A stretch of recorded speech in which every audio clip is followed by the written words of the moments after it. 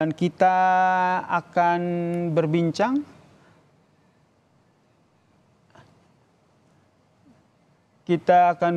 dengan tenaga ahli utama Kantor Komunikasi Presiden sekaligus juru bicara pembekalan Kabinet Merah Putih, Dede Prayudi, yang telah bergabung bersama kami di Breaking News Kompas TV.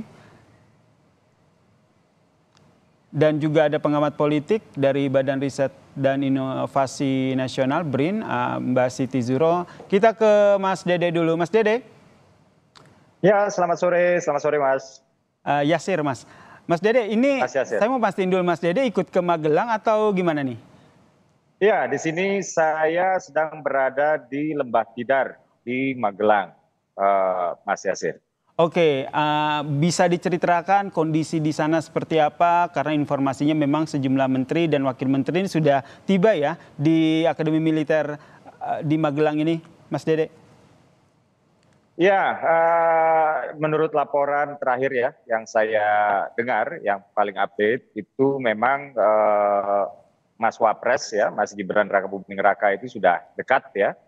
Ini artinya Pak Prabowo juga sudah dekat, karena tadi kita sudah sama-sama mendengar bahwa Pak Prabowo dengan Mas Gibran, Presiden dengan Wakil Presiden, itu menuju fasilitas retreat ini berada di dalam satu kendaraan atau satu mobil gitu. Sementara para menteri ya dan juga wakil menteri, kepala badan dan lain-lain, anggota kabinet gitu ya, itu juga sedang dalam perjalanan ya dari Yogyakarta, tepatnya dari Bandara Adi Sucipto menuju ke fasilitas retreat. Mas mohon maaf tadi namanya siapa? Yasir. Yasir, Mas Yasir, mohon maaf. Ya, silakan. Oke, Mas Dede, ini di hari pertama, hari Kamis ini nanti agendanya apakah sudah langsung dimulai atau fokus kegiatannya baru dilaksanakan pada Jumat esok hari? Iya, pada hari ini praktis sebetulnya tidak ada agenda ya. Jadi hari ini ketika para anggota kabinet tiba, mereka diharapkan hanya untuk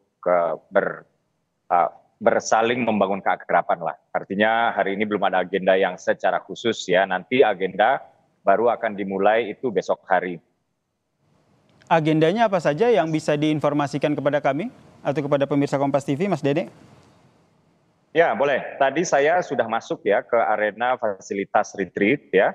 Dan karena memang tujuan utama diadakannya retreat ini adalah untuk membangun soliditas, untuk membangun team building, untuk mengikis sekat-sekat psikologis di antara anggota kabinet ya, untuk membangun persatuan ya, sesuatu yang sudah digaungkan oleh Pak Prabowo sejak awal ya. Jadi persatuan itu dimulai dari lingkaran kabinet, lalu kemudian ini kita tularkan ke luar, kurang lebih seperti itu ya. Nah, itu saya sudah melihat tenda-tendanya ya, tenda-tendanya itu letaknya berdekatan, Mas. Jadi ini menarik ya, karena selain berdekat-dekatan, mereka juga saling berhadap-hadapan. Dan di depan tenda, itu di situ ada teras-teras untuk duduk-duduk. Jadi memang di sini diharapkan tidak hanya hubungan kerja yang dibangun, tapi juga ikatan emosional ya antara anggota-anggota kabinet. Nah, dari yang saya catat tadi ada 180 tenda ya, dan 7 tenda pendukung. Nah, 7 tenda pendukung di sini termasuk yang diperhatikan juga di dalam retreat ini adalah aspek kesehatan ya. Jadi di sini saya sudah melihat tadi tenda ICU ya, yang dimana fasilitas kesehatannya ya, termasuk kasur dan alat-alat pengecekan itu sangat lengkap sekali, sangat lengkap sekali. Dan ada juga saya lihat di sini tadi ya, fasilitas ini dibagi ke dalam 5 klaster ya, yang dimana 5 klaster itu dibagi ke dalam 9 sampai 14 grup ya. Antara lain di sini ada ruang makan, ada ruang kelas, ada ruang pengarahan, ada masjid ya untuk beribadah ya, juga ada tenda sekretariat dan lain-lain. Kurang lebih begitu, Mas. Oke. Baik, ini nanti akan ada proses ataupun sejumlah pembekalan yang nantinya akan diberikan kepada Menteri Kabinet Merah Putih Prabowo Subianto dan juga Gibran Rakabuming Raka. Saya ke Mbak Siti Zuhro. Mbak Siti, ini melihatnya seperti apa ini pembekalan yang nanti akan dilakukan di Akademi Militer di Magelang, Jawa Tengah ini? Ya, kita sudah sama-sama mendengarkan ya tadi ya, kesiapan ini sudah mulai datang dan sebagainya. kesan yang muncul di publik adalah ini serius banget ya. Serius banget dan tentu memang ada tahapan-tahapan yang diperlukan ya. Saya sangat setuju dengan pembekalan yang dalam arti ini memang bekerja untuk NKRI. Mengapa itu menjadi sangat relevan dan signifikan dan bahkan urgent untuk mendesak untuk kita lakukan? Kita sadar sesadar-sadarnya bahwa perubahan-perubahan belakangan ini ya dalam beberapa periode ini memang membutuhkan gitu ya kita kembali ke laptop gitu. Kita kembali ke laptop dengan tentu gitu ya lebih menginjakkan kaki ke NKRI ini. Jadi tidak sekedar ini menjadi pejabat ya ini kan kalau mau kita kritik ini bisa sangat tajam gitu ya bahwa kenapa kok jadi membengkak banget ini ya birokrasi kita gitu ya kelembagaan kita apakah ini akan nanti memberikan satu yang sangat prospektif lah tapi kalau semuanya ini ditata dengan sangat rapi ya tertata dengan baik gitu ya pembekalan juga diberikan tanpa ada semacam pemisahan gitu ya ada yang lama ada yang baru ada mungkin setengah lama setengah baru gitu semua mendapat pembekalan yang sama semua diberikan materi-materi yang sama yang menurut saya ini adalah lebih down to earth mana memahami, menyadari gitu ya, lalu mengimplementasikan semua values kita, nilai-nilai gitu ya, yang baik itu filosofi, negara bangsa, adanya Indonesia kan gitu, NKRI gitu, lalu teksnya bagaimana, lalu konteksnya seperti ini, lalu apa yang harus diaplikasikan, didharma baktikan, didedikasikan untuk Indonesia. Kayaknya seperti itu yang diinginkan. Jadi ini trust pertama yang ingin dibangun oleh Pak Prabowo khususnya ya menurut saya untuk menimbulkan semangat animo dari publik luas warga negara Indonesia bahwa kita harus bangkit. Kita harus betul-betul menyongsong Indonesia Emas 2045 itu dengan tentu ya kehadiran kita yang utuh. Indonesia yang utuh, bangsa Indonesia yang utuh, bahwa kita bisa dilihat oleh ASEAN, oleh Asia Pasifik, oleh global gitu, bahwa kita ini bangsa yang nggak main-main gitu ya. Lah ini bagus sekali karena lama sekali kita kehilangan gitu ya semacam suasana yang sangat kita perlukan untuk menyatu padukan. Ini yang terus-menerus saya katakan bahwa menjadi RI 1 tidak sekedar kepala negara, kepala pemerintahan, tapi adalah RI 1 itu memiliki satu tanggung jawab untuk menjadi pemersatu negara bangsa. Ini karena apa? Negara kita ini negara arsipelagon, negara yang unik ya, yang membutuhkan gitu ya satu pemimpin yang dengan kepemimpinannya itu yang betul-betul kuat, yang kokoh. Lah ini yang akan menjadi role model. Tentunya di nasional role modelnya jelas, lalu bagaimana turun ke provinsi, turun lagi ke kabupaten dan kota, sampai kecamatan dan desa kelurahan. Ini yang kita harapkan. Kita harapkan bersama ya, Mbak Siti Zuhro, bahwa pembekalan ini benar-benar bisa membentuk kekompakan, rasa cinta tanah air, dan tentu saja nanti para menteri ini bisa bekerja dengan baik begitu untuk memberikan pelayanan kepada masyarakat ya. Dan jangan sampai merupakan hanya basa-basi gitu ya. Nah, benar.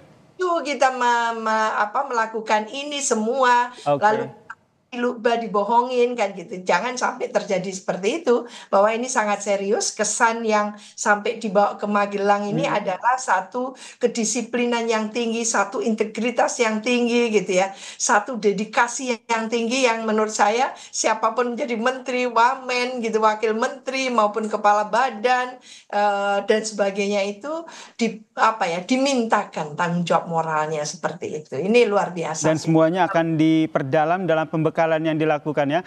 Saya ke Mas Dede dulu. Mas Dede, ini kan sebelumnya kan sudah ada pembekalan sebelum dilantik begitu di Hambalang, kemudian dilanjutkan dengan pembekalan yang dilakukan di Akademi Militer ini. Yang menjadi pembeda ini nanti akan seperti apa, dan apa yang menjadi urgensi dari Presiden Prabowo Subianto dalam pembekalan yang dilakukan selama 4 hari ini. Mas Dede, tapi jangan dijawab dulu. Kita akan kembali usai jeda berikut ini. Tetaplah bersama kami di Breaking News Kompas TV.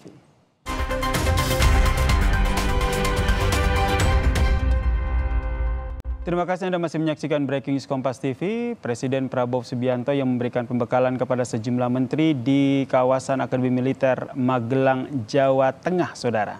Dan ini adalah situasi terkini yang Anda saksikan di depan Akademi Militer, karena informasinya ini sesaat lagi rombongan dari Presiden Prabowo Subianto dan juga Wakil Presiden Gibran Rakabuming Raka akan tiba di kawasan Akademi Militer Magelang, Jawa Tengah. Dan kita masih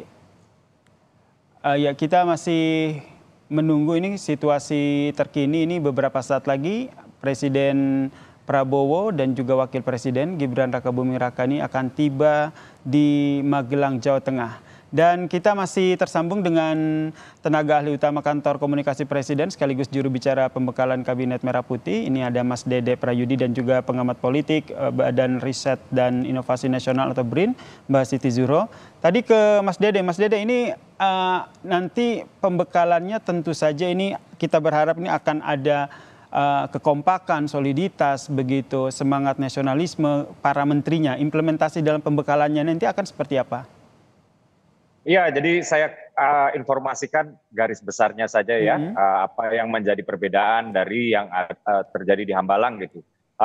Di Hambalang yang terjadi itu adalah capacity building, artinya anggota-anggota Kabinet Merah Putih ini diberikan pembekalan yang berupa materi-materi yang bersifat menambah wawasan. Nah, saat itu ada beberapa hal yang dibuka wawasannya gitu ya, yang menjadi materinya. Yang pertama itu adalah wawasan terkait dengan ekonomi, termasuk ekonomi global, di mana ekonomi global ini kita sama-sama tahulah sedang tidak menentu.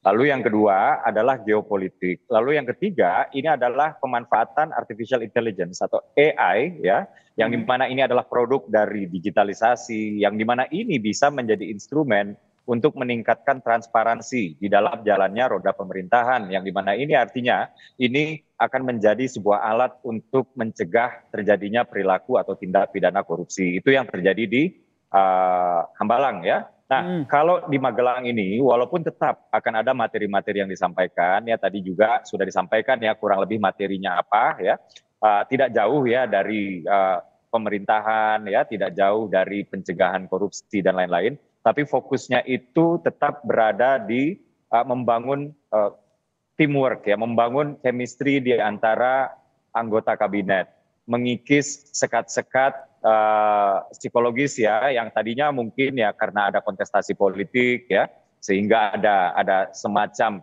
jarak di antara orang-orang yang saling berkontestasi atau pendukungnya gitu ya. Nah, ini kan sekarang sudah bersatu ya di dalam satu wadah payung besar bernama Kabinet Merah Putih, supaya mereka ini kompak, supaya mereka ini memiliki satu visi, supaya mereka ini langsung siap untuk beraksi. Jadi Kabinet Merah Putih ini ya dapat dikatakan memiliki jargon ya, satu visi siap aksi. Jadi tidak boleh lagi ada kementerian-kementerian yang menonjolkan misalnya ya ego sektoral ya. Tidak lagi ada kementerian-kementerian atau menteri-menteri di sini masih menonjolkan warnanya masing-masing. Jadi di Magelang ini, Mas, diharapkan peserta retreat ya atau anggota kabinet ini menanggalkan ya warnanya masing-masing dulu ya, menanggalkan apa yang menjadi profesinya. Misalnya ada yang politisi ya, ada yang profesional non politisi ya, ada yang akademisi, ada yang aktivis dan lain-lain. Nah, ini semuanya ditanggalkan dulu deh ya. Datang ke sini ya sebagai anggota Kabinet Merah Putih ya, bukan sebagai perwakilan ini, bukan sebagai representatif ANU, bukan. Mereka datang ke sini sebagai anggota Kabinet Merah Putih dan mereka harus memiliki visi yang sama, visinya seorang Presiden Prabowo Subianto. Dan setelah dari sini yaitu hari Minggu pagi mereka akan pergi, mereka sudah satu visi siap aksi. Kurang lebih seperti itu, Mas. Oke, menanggalkan latar belakang mereka untuk bisa sama-sama menyatukan satu visi, satu misi untuk menjalankan semua kegiatan dari Presiden Prabowo Subianto ya. Tahan dulu, ini kita akan melihat ini situasi terkini. Presiden Prabowo Subianto ini nampaknya sudah tiba di daerah Magelang. Ini adalah situasi perjalanan dari Presiden Prabowo Subianto setelah tiba di Magelang. Ini Presiden Prabowo Subianto ini menyapa warga yang menanti rombongan Presiden. Dan ini adalah situasinya, saudara. Tampak ini Prabowo Subianto menyapa sejumlah warga yang memang berada di sepanjang jalur yang dilewati oleh Prabowo Subianto.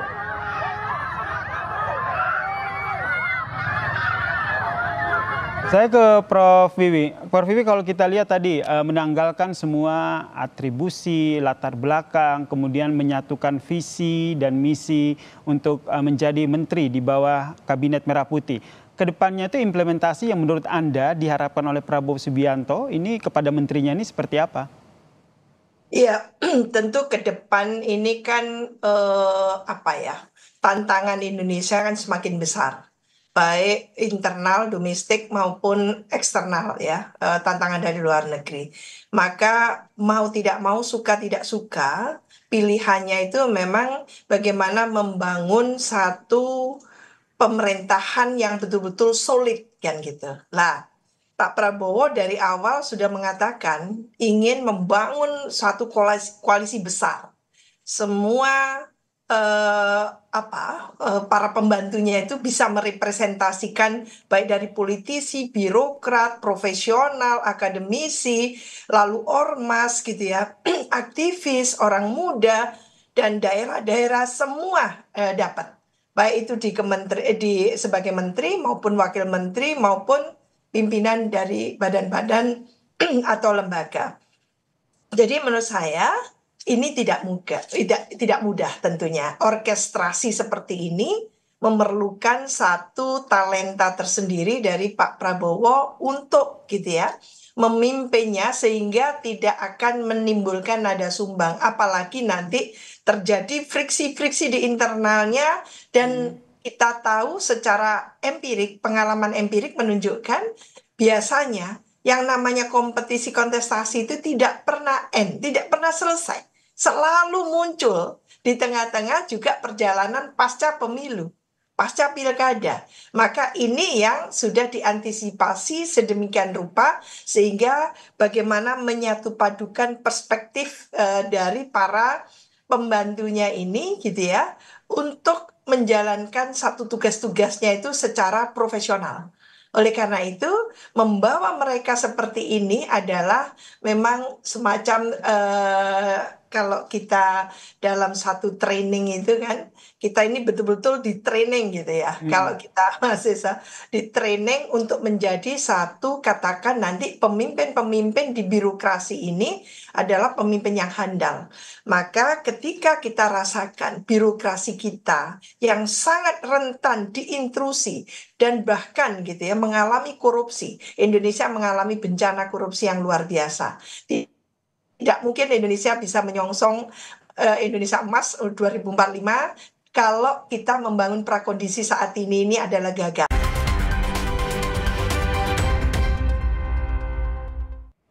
Anda menyaksikan Breaking News Kompas TV bersama saya Distila Rasati. Saudara, saat ini yang Anda saksikan adalah visual terkini di mana iring-iringan di Akademi Militer Magelang, Jawa Tengah. Terlihat banyak sekali warga yang antusias untuk melihat bagaimana secara langsung Presiden Prabowo Subianto akan segera tiba, saudara, informasinya di Akademi Militer Magelang, Jawa Tengah untuk memimpin pembekalan yang akan diikuti oleh seluruh menteri dan juga wakil menteri yang tergabung dalam Kabinet Merah Putih 2024 hingga 2029, saudara. Dan rencananya, saudara, atau dijadwalkan para menteri dan juga wakil menteri yang tergabung dalam Kabinet Merah Putih ini akan mengikuti pembekalan di kawasan Akademi Militer Magelang, Jawa Tengah selama 4 hari sampai hari Minggu dan akan dipimpin langsung oleh Presiden Prabowo Subianto dan juga Wakil Presiden Gibran Rakabuming Raka, saudara. Sebelumnya kita sudah melihat bagaimana rombongan iring-iringan dari Presiden Prabowo Subianto ini sudah landing atau tiba di Bandara Adi Sucipto, Magelang, Jawa Tengah. Ada sejumlah agenda penting, saudara, yang nantinya akan diikuti oleh Menteri dan juga Wakil Menteri Kabinet Merah Putih selama 4 hari ke depan, saudara. Saudara, anggota Kabinet Merah Putih dijadwalkan akan mengikuti pembekalan di kawasan Akademi Militer Magelang, Jawa Tengah untuk memupuk kerjasama dan koordinasi.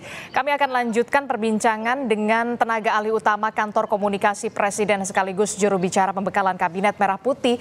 Sudah ada Dede Prayudi dan juga ada pengamat politik dari Badan Riset dan Inovasi Nasional BRIN, Siti Zuhro. Selamat sore Mas Dede dan juga Prof. Wiwi. Ya, selamat sore Mbak. Ya, selamat sore. Melanjutkan perbincangan dari Yasir Neneama tadi, saya Adisti Larasati. Mas Dede, ini kan menjadi menarik ya, karena ini merupakan kali pertama di mana Presiden Republik Indonesia memberikan pembekalan terhadap para menterinya dan juga wakil menterinya di Akademi Militer Magelang, Jawa Tengah. Kami ingin mengkonfirmasi kembali apa sebenarnya perbedaan antara pembekalan yang terjadi di Hambalang dan juga pembekalan yang saat ini tengah dilakukan atau dijalani oleh para menteri dan juga wakil menteri Kabinet Merah Putih. Ya, terima kasih. Jadi perbedaan itu sudah ada sejak level tujuan. Jadi kalau yang terjadi di Hambalang, tujuannya itu adalah capacity building atau meningkatkan kapasitas atau garis miring untuk menambah wawasan. Wawasan yang saya maksud di sini adalah pertama adalah wawasan tentang pembangunan ekonomi, ya terutama di tengah-tengah situasi global yang sedang tidak favorable atau tidak menguntungkan kita lah, kurang lebih seperti itu. Lalu yang kedua adalah pembekalan terkait dengan geopolitik yang juga ya hari ini kita sedang menghadapi situasi geopolitik yang serba tidak menentu gitu. Jadi meletusnya konflik bisa terjadi kapan saja gitu. Dan yang ketiga adalah terkait dengan artificial intelligence dan penggunaannya untuk sebesar-besarnya meningkatkan transparansi di dalam proses terjadinya pemerintahan ke depan untuk mengurangi ya atau mencegah tindak pidana korupsi atau perilaku korup. Nah, itu yang terjadi di Hambalang ya. Lalu kalau kita berbicara apa yang terjadi di Magelang, tujuannya itu adalah untuk team building, untuk menyatukan visi, untuk mengikis sekat-sekat psikologis di antara anggota kabinet yang tadinya mungkin ada sekat-sekat psikologis, apalagi ya kita baru saja melewati kontestasi politik ya, supaya ini melebur lagi menjadi satu ya, supaya ini menjadi kompak, supaya mereka menjadi solid dan mereka betul-betul paham, bukan hanya paham, tapi mampu menghayati sampai hati soal apa itu yang dimaksud dengan visi seorang Presiden Prabowo Subianto, kurang lebih begitu. Oke, jadi kalau menurut Anda kalau misalkan kemarin di Hambalang ini lebih ke capacity building, kemudian kalau misalkan di Magelang, Jawa Tengah ini lebih ke bagaimana membentuk tim building begitu ya, jangan sampai ada ego sektoral di sana. Nah kalau ke Prof. Wiwi sendiri, seberapa pentingkah kemudian tim building untuk menyamakan visi dan juga misi, termasuk juga ya bisa dikatakan jangan sampai ada potensi ego sektoral, karena kita tahu ada 48 menteri, ada juga badan yang dibentuk lagi, kemudian ada badan khusus untuk utusan khusus. Seberapa pentingkah kemudian ini bisa meminimalisir potensi adanya ego sektoral? Ya, sangat amat penting sekali. Karena sebetulnya yang diperlukan memang collaborative governance melalui digitalisasi governance, kan gitu ya. Mengapa AI menjadi sangat penting untuk diterapkan juga? Jadi satu sisi ini kan teamwork, maka tidak boleh muncul ego sektoral. Yang diperlukan adalah kerjasama. Bagaimana saling mengisi, maka ini menjadi satu pekerjaan yang kolaboratif governance, integrated, kan gitu, sehingga tidak jalan masing-masing gitu. Kalau jalan masing-masing, ini nanti pemerintah nasionalnya seperti itu, lalu pemerintah provinsi, kabupaten, kotanya masing-masing juga. Ini jadi payah nanti. Nah, oleh karena itu mengapa diperlukan satu katakan teamwork yang solid tadi itu ditopang oleh tentu gitu ya. Kita kan sudah era digital sekarang. Maka melalui digitalisasi governance tadi itu birokrasi kita itu terukur. Terukur dan terformat pasti. Kenapa? Transparansi dan public accountability itu terukur sudah dengan cara-cara yang tadi itu melalui penggunaan iptekin tadi itu ya, ada I tadi itu. Nah ini kita perlukan, nggak bisa tradisional lagi kita. Nah oleh karena itu memang melalui cara-cara yang tentu ya manusianya ini dibenerin dulu ya sebagai pimpinan tertinggi birokrasi, badan dan sebagainya itu mindsetnya, culture setnya itu diluruskan. Bareng ya kita mau jalan ini, jangan di tengah jalan ada yang belok kanan kiri atau bahkan tertinggal dan sebagainya. Jadi merapatkan barisan, meluruskan barisan, kita mau take off kan gitu. Menurut saya bagus sekali karena memang tentunya mengapa ini sangat diperlukan, kita sadar sesadar-sadarnya secara values kita ini kan turun, etika kita turun, maka ini diperlukan gitu ya satu kesatuan yang padu dari semua tadi itu dikatakan dari menteri maupun wakil-wakil menteri yang jumlahnya 100 lebih kan gitu. Ini kabinet 100 menteri luar biasa ini. Jadi kalau tidak dikelola dengan piawai, maka ini sumbang banget nanti akhirnya kan gitu. Sebelum terjadi sumbang yang seperti ini, maka inilah yang akan dibekali dan mulai dipastikan gitu ya. Siapapun mau take off silakan. Kalau tidak mampu take off mundur kan gitu. Jadi ini yang istilahnya itu bargaining positionnya itu sangat jelas, eksplisit apa yang dikatakan Pak Prabowo to be or not to be kan gitu. Jadi kalau ada pembantunya oke, baik itu menteri maupun wakil menteri maupun staf khusus dan sebagainya, termasuk Mas Uki ini kan itu. Jadi nggak mau ya sudah gitu, mundur saja. Nah itu adalah tawaran yang di depannya itu sudah pahit-pahitnya disampaikan. Ya kalau bisa dikatakan ya take it or leave it begitu ya, Prof. Wiwi ya. Oke, nah, kita juga nanti akan membahas soal bagaimana komunikasi ini bisa menjadi bisa dikatakan menjadi krusial ketika 48 menteri dan juga banyak sekali wakil menteri termasuk juga badan yang baru termasuk juga utusan khusus dan segala macamnya. Komunikasi menjadi krusial. Pentingkah seperti apa nantinya akan perjalanan 5 tahun ke depan Kabinet Merah Putih? Jangan dijawab dulu Prof. Wiwi, tetaplah bersama kami di Breaking News Kompas TV.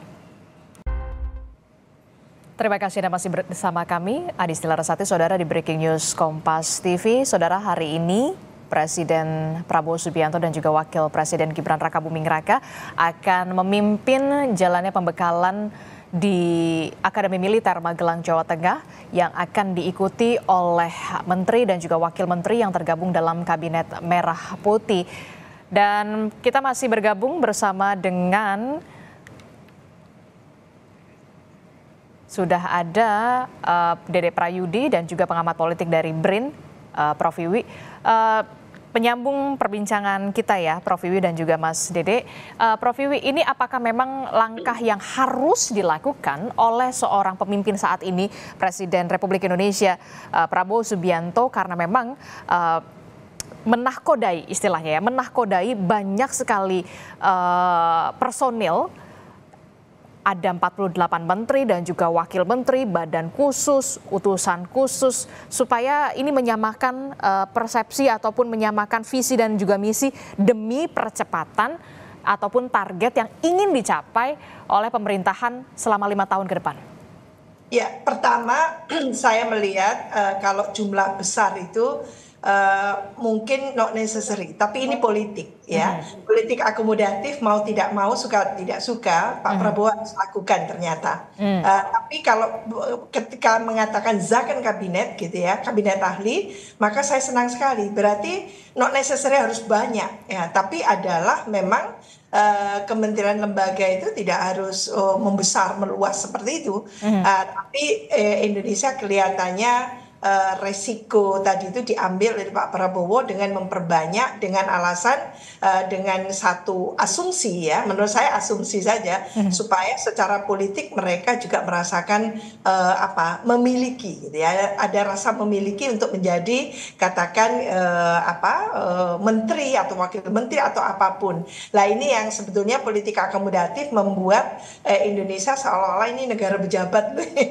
Negara pejabat itu birokratik polity. Itu yang terjadi tahun 80-an ya di Thailand dan Indonesia juga. Jadi nanti akan ditentukan oleh hanya pejabat-pejabat kan gitu. Tapi insya Allah tidak seperti itu kalau Pak Prabowo bisa membuka, mengubah mindset gitu ya, mindset cara pandang perspektif dari para menteri itu yang tadinya mungkin ego sektoral, tadinya itu tidak bisa membuka jaketnya kata Mas Dedek tadi kan ya. Nah, sekarang semua harus dilepaskan. Yang ada adalah ini kita gitu, mereka ini adalah kabinet merah putih gitu ya, yang diberikan asupan wawasan substansi gitu ya, dan keberpihakan terhadap NKRI, rasa patriotisme, rasa nasionalisme yang tinggi, dedikasi yang tinggi. Dengan kata lain, Pak Prabowo sedang sangat amat demanding sebetulnya. Jadi siapapun itu menterinya, wakil menterinya, siapapun itu yang menjadi pejabat saat ini 100 lebih ini sedang ditanting, sedang ditakar, sedang dipertaruhkan, mampu tidak mengikuti kriteria yang diminta oleh Pak Prabowo. Benarkah demikian, Mas Dede? Pak Prabowo sebenarnya lagi demanding nih kalau kata Prof. Vivi, benarkah? Ya, memang sebenarnya bukan Pak Prabowo-nya, tapi situasi yang memang mengharuskan ya negara ini untuk langsung tancap gas gitu. Kenapa? Karena begini, tidak ada pilihan bagi Republik ini, tidak ada pilihan bagi Indonesia ya pada tahun 2045 nanti. Kita ini either or ya situasinya ya. Either kita menjadi negara maju or kita terjebak di middle income trap. Kurang lebih seperti itu. Nah, setelah ya kami di pemerintah itu menghitung-hitung ya, untuk kita menjadi negara maju maka kita harus mencapai GDP level sekian. Dan untuk mencapai GDP level sekian, maka pertumbuhannya itu setidaknya dalam setahun itu 8%. Dan kita harus mengejar itu, Dan untuk sampai kita mengejar itu, maka diperlukan kesuksesan di segala bidang. Maka untuk kita sukses di segala bidang, ya maka harus ada terobosan. Dan ini tadi sudah sempat disinggung oleh Prof. Wiwi ya, terkait dengan jumlah kementerian yang banyak misalnya. Nah, kalau kita kan dulu mendengar ya batas maksimum di undang-undang kementerian yang lama itu jumlah kementerian hanya boleh 34. Tapi di undang-undang yang sama itu ada menyebutkan bahwa bidang pembangunan yang ditangani oleh pemerintah itu sebanyak 46 bidang pembangunan. Nah, dengan undang-undang kementerian yang sekarang ya, yang di mana batas maksimum jumlah kementerian itu ditentukan oleh prerogatif presiden ya, maka kemudian presiden lebih memiliki ruang. Nah, kalau kita melihat jumlah kementerian yang sekarang kita bedah ya, ada 41 kementerian sektoral, ada 5 badan dan ada 7 Menko, kurang lebih seperti itu ya. Nah, kementerian sektoral dengan badan ya, badan lembaga negara ini kalau kita gabung ini 46 jumlahnya, ini sesuai betul dengan jumlah bidang pembangunan yang sudah ditasbihkan oleh undang-undang. Dan Menko sendiri ini kan sifatnya coordinating ministries ya, ini sifatnya untuk memudahkan tugas presiden ya, untuk mengkoordinasi kementerian sektoral, untuk meredam ego-ego yang ada di dalam masing-masing sektor yang dimana itu terjadi sudah dari waktu ke waktu. Nah, akan tetapi saya sepakat ya dengan Prof. Wiwi, Ibu Siti Zuro, bahwa untuk mengelola ya kementerian sebanyak ini ya, ini nggak bisa juga dengan cara yang biasa-biasa. Gitu. Harus yang luar biasa. Salah satunya adalah dengan ini juga diawalinya. Iya, itulah dia ya. Maka diawalinya juga nggak dengan cara yang biasa gitu. Jadi diawali dengan dalam tanda kutip penggemblengan ya, atau bahasa formalnya kami sebut retreat, di mana mereka anggota kabinet ini kita harapkan mampu melepaskan atribusinya masing-masing ya. Jadi ada di antara mereka yang tadinya itu pengusaha, ada yang politisi ya, atau ada yang non partai profesional, ada karena yang berbagai macam latar belakang ya, backgroundnya ya.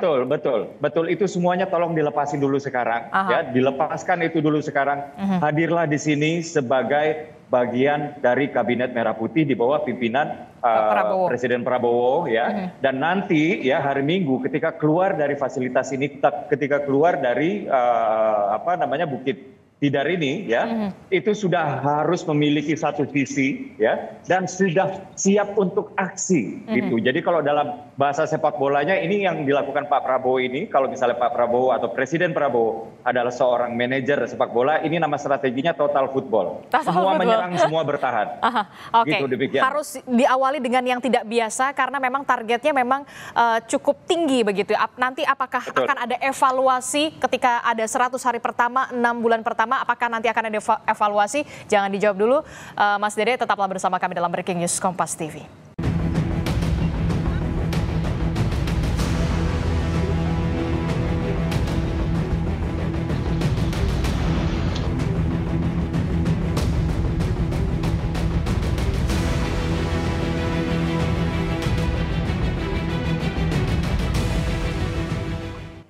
Saya Desi Larasati masih menemani Anda dalam Breaking News Kompas TV. Saudara, Menteri dan juga Wakil Menteri dalam Kabinet Merah Putih hari ini saudara akan mengikuti pembekalan yang akan dipimpin langsung oleh Presiden Prabowo Subianto di Akademi Militer Magelang, Jawa Tengah. Masih melanjutkan perbincangan kita bersama dengan Prof. Wiwi dan juga Mas Dede Praya.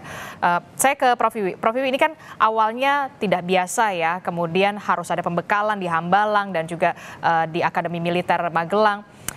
Tentu harapan publik, ekspektasi publik ini besar sekali. Ingin melihat langsung kinerja para menteri dan juga wakil menteri bahkan dalam 100 hari pertama, kemudian 6 bulan pertama begitu. Nah, Anda melihat akan terlihat jelas kinerja para menteri dan juga wakil menteri, dan apakah nanti akan tetap harus ada evaluasi di sana per 6 bulan atau seperti apa? Seperti biasanya kan 100 hari ada ya hitungannya. 100 hari setelah itu mungkin 3 bulan atau 1 semester pertama 6 bulan dan 1 tahun pertama kan gitu ya. Lah ini tentunya karena besar sekali kementerian dan ada kementerian yang belum ada kan gitu. Nah ini bagaimana? Kemarin kan ada kusak-kusuk loh, ini kantor saya di mana kan? Nah betul. Bagaimana tancap gasnya ini gitu kan? Ketika nomenklatur belum terbentuk, ada kementerian yang harus dipecah-pecah, ada kementerian baru yang harus dibentuk baru kan gitu, yang belum ada sama sekali sebelumnya kan gitu, kayak pangan dan sebagainya itu. Lah ini bagaimana? Maka memang idealnya gitu bisa tancap gas ketika komposisinya masih sama 34 gitu ya, langsung jos kan gitu. Nah, tapi ketika masih harus mendirikan lagi, ada nomenklatur baru, ada ekosistem yang dibangun, cukupkah itu 1 tahun? Cukupkah itu 2 tahun? Kami sendiri pernah merasakan ini di BRIN gitu ya, dari LIPI menjadi BRIN itu butuh waktu ternyata, dan itu tidak pendek. Lah ini yang akan menghambat sebetulnya, menjadi kendala. Tapi mungkin ada istilahnya mungkin cara-cara yang bisa diterobos sehingga tidak harus stuck. Tapi apa itu? Salah satunya apa menurut Anda, Prof. Wiwi? Contoh kalau kementerian baru sekarang ya, Kemendikbud itu kan, dulu kan Kemendikbudristek kan, gitu. Nah sekarang kebudayaan sendiri, lalu pendidikan tinggi dan sains dan teknologi kan gitu, nah, itu sendiri gitu ya. Lah ini berarti sudah 2. Lalu BRIN ini mau dikemanakan? Kita tahu ini. Termasuk saya tanya ini, saya PNS kan gitu.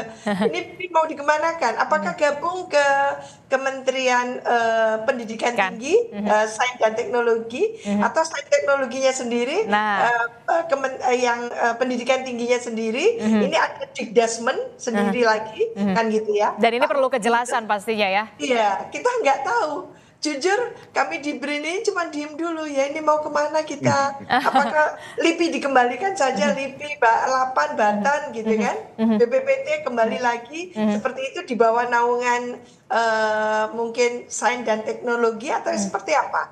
Lah ini kita tidak tahu karena Kemendikbud itu sudah dipecah-pecah menjadi Dikdasmennya sendiri gitu ya, budayanya sendiri dan sebagainya. Nah itu dia yang menjadi pertanyaan kita semua juga kepada Mas Dede. Bagaimana kemudian bisa memenuhi ekspektasi publik begitu ketika ada 48 dan juga ada wakil menteri dan segala macam.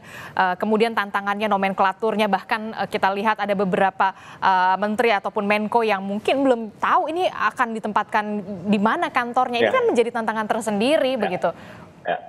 Iya.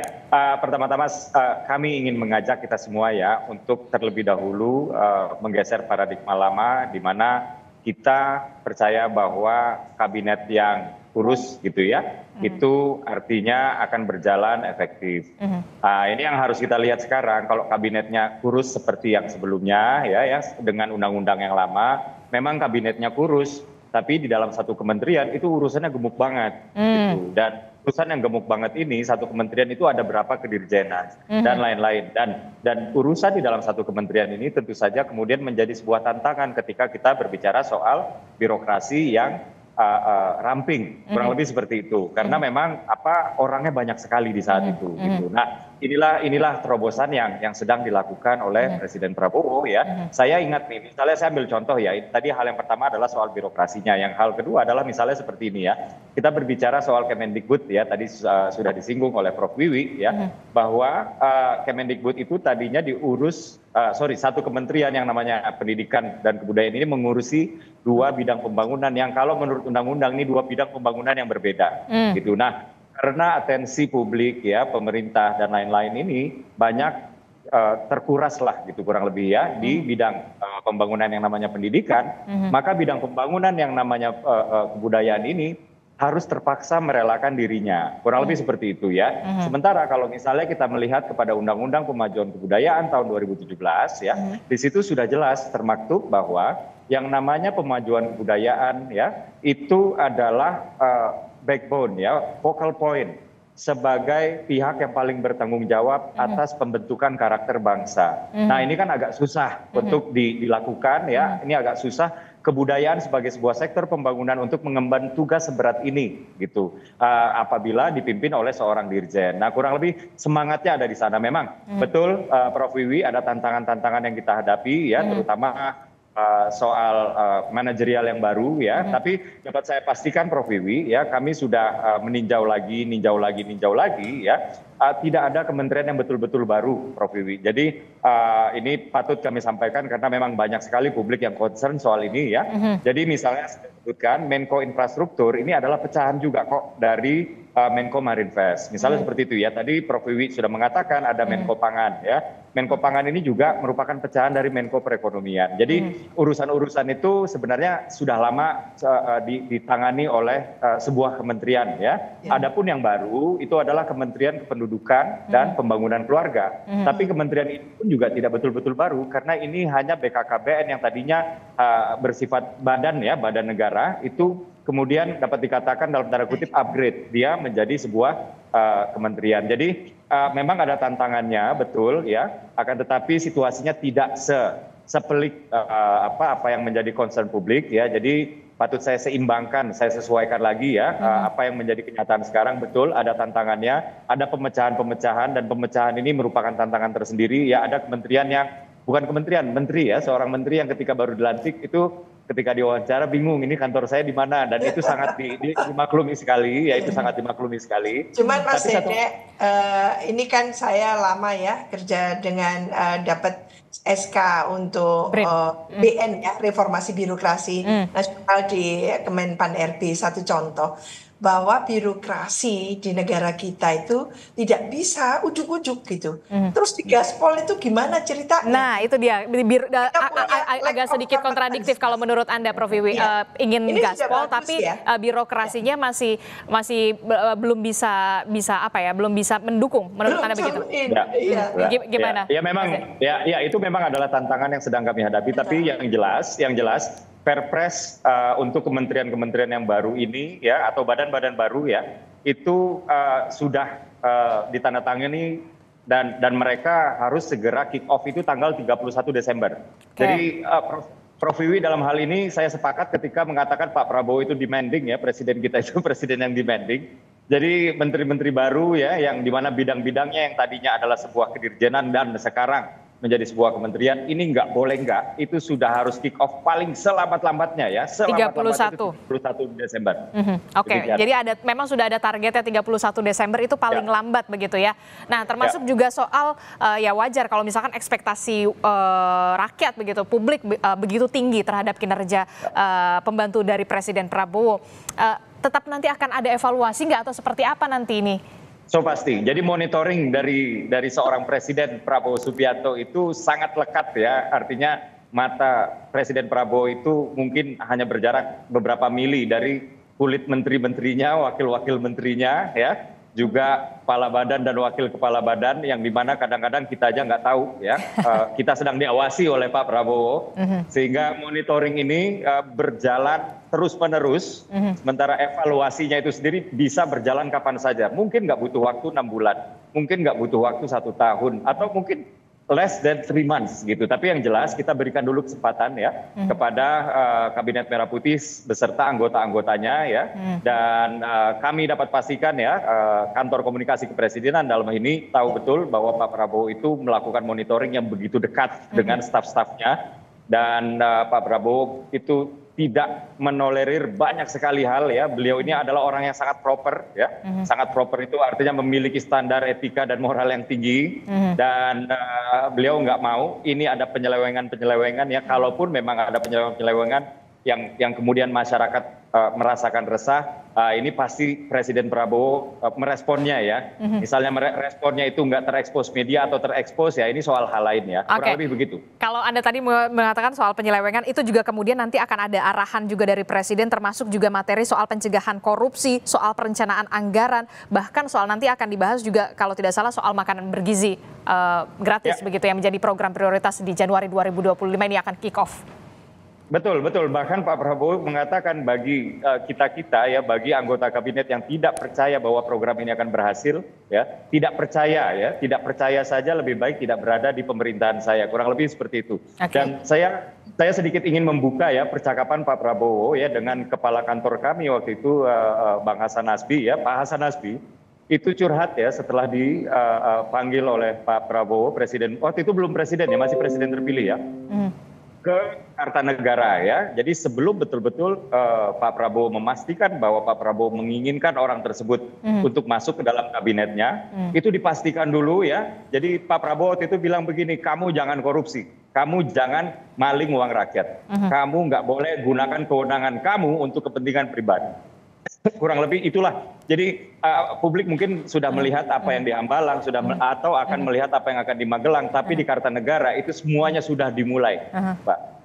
Oke, sudah diwanti-wanti sejak awal. Silakan Prof. Wiwi. Sudah diwanti-wanti sejak awal. Satu hal yang memang harus make it clear ya kepada publik itu gamblang aja bahwa 100 hari kerja Pak Prabowo pastinya tidak bisa tancap gas, Mas, karena ya tadi itu. Dan yang penting adalah dikomunikasikan dengan baik. Jangan diberikan semacam katakan angan-angan yang selangit-selangit gitu.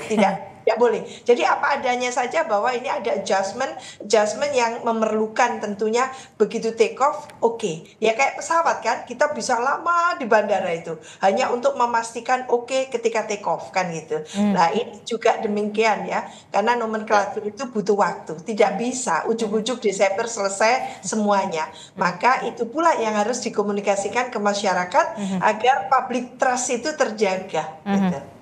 Oke, ini yang penting juga untuk di public trust ini, Mas Dede, kalau kata kunci dari Prof. Wiwi. Siap, ya, masukan dari Prof. Wiwi tentunya ya, saya terima ya. Dan saya kenal betul Prof. Wiwi ini adalah seorang peneliti yang sudah sangat senior, ya, yang mencintai bangsa ini, dan cintanya Prof. Wiwi terhadap bangsa ini kita nggak perlu ragukan lah ya. Jadi memang ya kita memiliki ambisi-ambisi, kita memiliki cara-cara yang tidak biasa, dan Prof. Wiwi memiliki pengalaman ya ketika berada di LIPI, dan saat itu LIPI digabung dengan lembaga lain dan menjelma menjadi BRIN, dan saat itu memang memakan waktu ya. Dan tadi sudah saya katakan bahwa pemecahan-pemecahan kementerian-kementerian ini tentu saja ini memiliki tantangan tersendiri ya. Tentu saja kami membutuhkan waktu di pemerintahan ya untuk ini betul-betul dapat bekerja secara optimum gitu. Tapi apakah kemudian si kementerian ini tidak dapat bekerja dengan kondisi yang tidak optimum, ini juga tidak tepat, kurang lebih seperti itu. Jadi saya ambil contoh ya, Kementerian Kebudayaan ini itu sudah bekerja di kantor Kemendikbud lama. Artinya gedungnya masih bersama dengan Kementerian Pendidikan Dasar dan Menengah. Gitu. Tapi walaupun tidak ideal, Prof. Wiwi, tapi memang untuk memenuhi demand dalam tanda kutip seorang Presiden Prabowo yang juga ya beliau itu menjadi demanding karena memang tuntutan zaman ini sangat demanding sekali, sehingga nggak bisa memang bersantai-santai atau membuat excuse gitu kepada Pak Prabowo untuk wah ini gedungnya saja belum ada, wah anggarannya saja cuma sedikit, wah ininya saja cuma begini. Nah, itu menteri-menteri sekarang, wakil menteri sekarang, kepala badan, wakil kepala badan itu nggak bisa membuat excuse untuk tidak memulai bekerja atau tidak melakukan sesuatu hanya karena kendala-kendala terkait dengan transisi kementerian-kementerian begitu. Oke, harus berpikir cepat dan juga bertindak dengan cepat, apalagi kemudian Kepala Badan, saya sempat teringat pada saat beberapa waktu lalu saya sempat ngobrol dengan Kepala Badan Produk Jaminan Halal, bahkan beliau begitu ya, Pak Haikal Hasan mengatakan saya bahkan harus laporan langsung ke Presiden. Itulah birokrasi yang kemudian dirampingkan. Tentu harapan publik bisa segera cepat dan tentu saja tetap harus ada evaluasi begitu ya. Tapi sebelum sampai ke situ nanti kita akan jeda dulu sejenak. Prof Wiwi dan juga Mas Dede tetaplah bersama kami dalam Breaking News Kompas TV.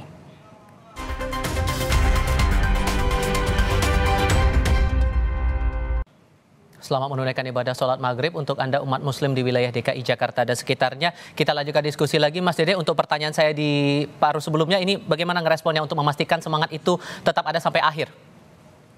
Ya, mohon maaf ini saya tidak menampilkan visual ya. Jadi sistem pengawal, jadi dimulai dari memastikan bahwa anggota kabinet ini merasa paham betul. Jadi nggak hanya tahu tapi juga paham, dan nggak hanya paham tapi juga menghayati bahwa pertama jangan korupsi, yang kedua harus menjadi bagian dari tim ya. Ini bukan kerja perorangan ya, ini adalah kerja super tim, total football. Tadi sudah saya singgung sebelumnya ya di host yang sebelumnya. Total football yang saya maksud di sini adalah ketika kita harus bertahan, semuanya bertahan. Ketika kita harus menyerang, semuanya harus ikut menyerang. Nah, kurang lebih inilah filosofi ya yang ditanamkan oleh Pak Prabowo, yang harus sampai menyentuh di level penghayatan oleh seluruh anggota kabinet. Itu yang pertama. Lalu yang kedua, tadi juga sudah dibicarakan bahwa yang namanya monitoring dari seorang Presiden Prabowo Subianto itu sedekat sekian mili dari permukaan kulit para anggota kabinetnya. Jadi anggota kabinet bukan hanya memahami dan menghayati, tapi juga harus selalu merasa diawasi. Gitu. Dan inilah yang dilakukan ya, dan hasil daripada monitoring itu sendiri ya itu adalah terkait dengan evaluasi yang terjadi setiap saat. Gitu. Nah, apabila kemudian dirasa memang sudah tidak sevisi, apabila kemudian dirasa sudah ada penyelewengan, apalagi penyelewengan ya, ini anggota kabinet ini memang harus sudah siap untuk digeser. Kurang lebih seperti itu. Jadi dalam hal ini Pak Prabowo memang betul-betul sangat tegas sekali kepada jajaran di kementerian. Demikian Mas. Dengan sikap penegasan berkali-kali Bu Wi, masalah persatuan, semangatnya harus sama, pemerintahan tidak ada visi misi lain selain visi misi presiden. Apakah perlu ada KPI khusus untuk para menteri, wakil menteri, kepala badan ini memastikan bahwa semua sejalan sampai beres pemerintahan di satu periode ini? Ini saya ya, oke. Iya. Menurut saya iya. Jadi memang karena persyaratannya sangat gamblang gitu ya, disampaikan dengan lugas, dengan terang benderang, eksplisit, maka memang mau tidak mau sudah ada kontrak di situ antara presiden dengan para pembantunya. Lah kontrak itu sejak awal sudah ditandatangani ya, dan tentu runtun dari kontrak tadi itu adalah bagaimana agar semua para pembantu ini beradaptasi ya dengan semua yang dimintakan oleh Pak Presiden ini secara adaptif ya, secara agile, secara lincah, cepat gitu ya. Mindsetnya, mentalitasnya gitu, lalu profesionalitasnya. Jadi tidak cukup hanya mereka pinter, profesional saja, teknokrat saja gitu. Tapi dimintakan juga mampu menunjukkan integritasnya gitu ya, dan semuanya. Maka memang perlu ada acuan yang jelas tadi itu, sehingga siapapun yang keluar dari koridor kriteria yang dimintakan itu ya akan dapat penalti kan itu ya. Lah ini bagus sekali disampaikan sejak awal gitu ya, sehingga semuanya memahami. Jadi kalau ada penalti di tengah jalan karena ternyata kinerjanya buruk gitu ya, lalu apalagi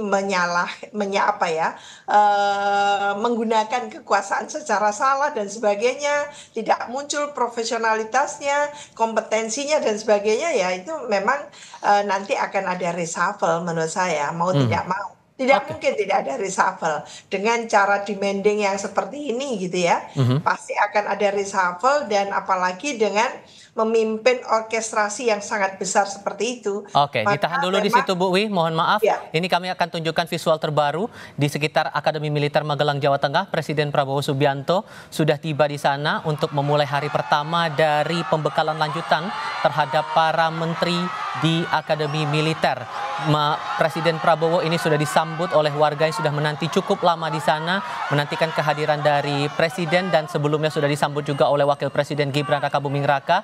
Tinggal menantikan masuk ke dalam komplek Akademi Militer untuk memulai rangkaian acara. Sebetulnya untuk materi-materi atau juga pembekalan akan dimulai pada hari Jumat besok di tanggal 25 Oktober 2024 dengan berbagai pengarahan yang pastinya tentu saja akan ada pengarahan dari Presiden Prabowo Subianto soal visi-visi, kemudian berbagai program kerja dan bagaimana memastikan bahwa seluruh jajaran menteri, wakil menteri, dan kepala badan ini bisa sama-sama satu suara, satu misi, tegak lurus pada komando dari Prabowo Subianto sebagai pemimpin, sebagai kepala negara sekaligus kepala pemerintahan di periode saat ini 2024-2029.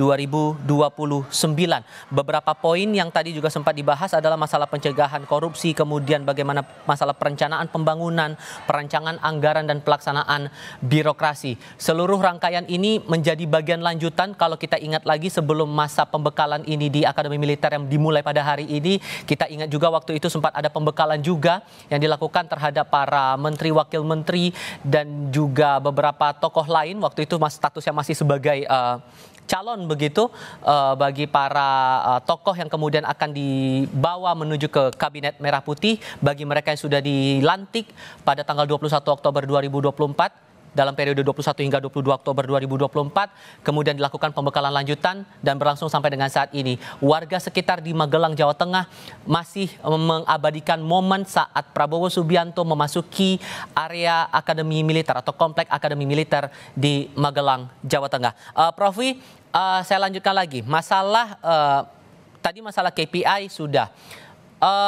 Hal lainnya juga yang menjadi menarik di sini adalah memastikan bahwa semangat itu tetap terjaga sampai akhir, karena kalau kita belajar dari pengalaman sebelumnya, Bu, ada 1-2 kasus, terutama ya kita tidak bisa menutup mata juga di periode sebelumnya, walaupun kemudian sudah diarahkan rapat berkali-kali, sudah diingatkan berkali-kali begitu oleh Presiden ke-7 Joko Widodo, tapi tetap saja ada yang membandel dalam tanda kutip, melakukan tindak pidana korupsi dan lain sebagainya. Bagaimana bisa memastikan atau hal apa yang mungkin kita bisa tunggu hasil dari pembekalan kali ini betul-betul meresap ke dalam jiwa dari para menteri, para pembantu presiden ini sampai tuntas satu periode sampai 2029 ini, Bu?